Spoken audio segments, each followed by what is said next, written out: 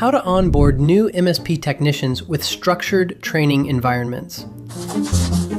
Ad hoc onboarding often leads to inconsistent training, slower ramp-up times, and more client-impacting mistakes. In this video, we'll show you how to build a structured technician onboarding process that actually works. Before we begin, be sure to subscribe to NinjaOne's IT Video Hub and our YouTube channel for more tech content like this. Creating a standardized onboarding process for new MSP technicians. An effective onboarding process typically follows a checklist that details your goals, milestones, and timeframes. In this section, we'll walk through a structured onboarding framework designed to improve consistency, readiness, and service quality.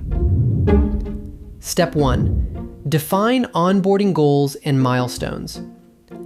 Start by identifying the key skills your technicians must master within their first 30, 60, and 90 days.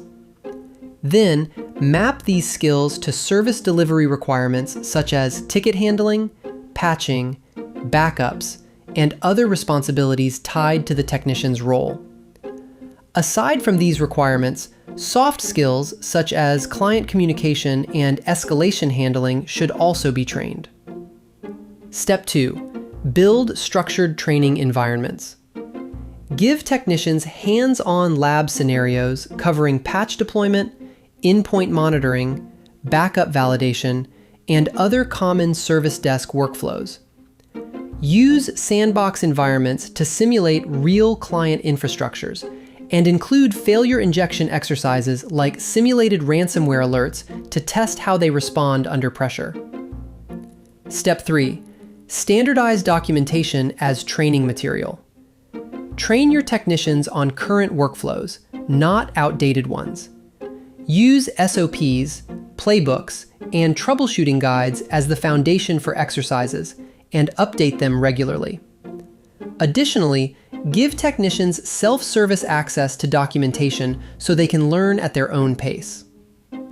Step 4. Pair training with real-world mentorship.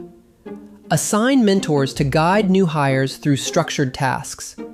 Encourage job shadowing, but complement it with lab work to minimize client exposure. Gather feedback from both mentors and trainees to continuously improve the onboarding experience and identify areas that require additional training. Step 5. Review progress and certify readiness.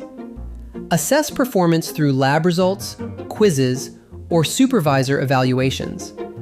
Require certification, supervisor sign-off, or other readiness assessments before technicians move into client-facing responsibilities.